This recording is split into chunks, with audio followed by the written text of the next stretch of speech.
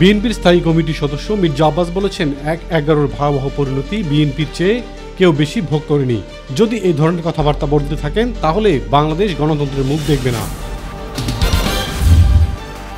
বিএনপির সিনিয়র যুগ্ম মহাসচিব রুহুল কবির রিজভী বলেছেন, অন্তর্বর্তী সরকারের উপদেষ্টাদের মধ্যে কেউ কেউ রাজনৈতিক দল গঠনের চেষ্টা করছেন বলে শোনা যাচ্ছে। তাহলে তো সরকারের নিরপেক্ষতা নিয়ে প্রশ্ন উঠবেই।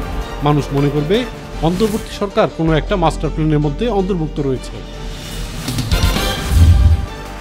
লন্ডন ক্লিনিক থেকে 17 দিন চিকিৎসা নিয়ে ছেলে তারেক রহমানের বাসায় যাবেন বিএনপি চেয়ারপারসন বেগম খালেদা জিয়া। লন্ডনের স্থানীয় সময় শুক্রবার রাত 9টায় তার ছেলের বাসায় নেওয়া হবে। বেগম জিয়ার ব্যক্তিগত চিকিৎসক মোহাম্মদ আল মামুন গণমাধ্যমকে একথা জানিয়েছেন।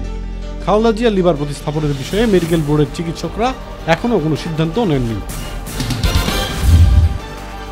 জামায়াতে ইসলামের আমির ডাক্তার শফিকুর রহমান বলেছেন, উন্নয়নের নামে আওয়ামী লীগ 26 লাখ কোটি টাকা পাচার করেছে। সেই ফ্যাসিস্টদের আশ্রয় বাংলার মাটিতে হবে না, সব হত্যার বিচার চান তিনি। প্রধান উপদেষ্টা অধ্যাপক মোহাম্মদ ইউনূস বিদেশি বিনিয়োগকারীদেরকে বাংলাদেশে আরও বেশি বিনিয়োগ করার আহ্বান জানিয়েছেন। তিনি বলেন, বাংলাদেশ বিনিয়োগ প্রক্রিয়া সহজ করেছে, উন্নত বিনিয়োগ পরিবেশে আন্তর্জাতিক ব্যবসা ও বিনিয়োগ বাড়াতে প্রস্তুত। নিত্য প্রয়োজনীয় পণ্যের বাজারে কোনোভাবেই কমছে না চালের দাম, বরং এক মাসে সব ধরনের চালে কেজি প্রতি বেড়েছে 10 থেকে 12 টাকা। কমেছে মুরগি, আলু ও পেঁয়াজের দাম। সবজির বাজার বেশ কিছুদিন ধরেই নিম্নমুখী। কম দামে বিক্রি হচ্ছে সব ধরনের শীতের সবজি। সয়াবিন তেলের দাম নতুন করে না বাড়লেও সরবরাহ এখনো স্বাভাবিক হয়নি।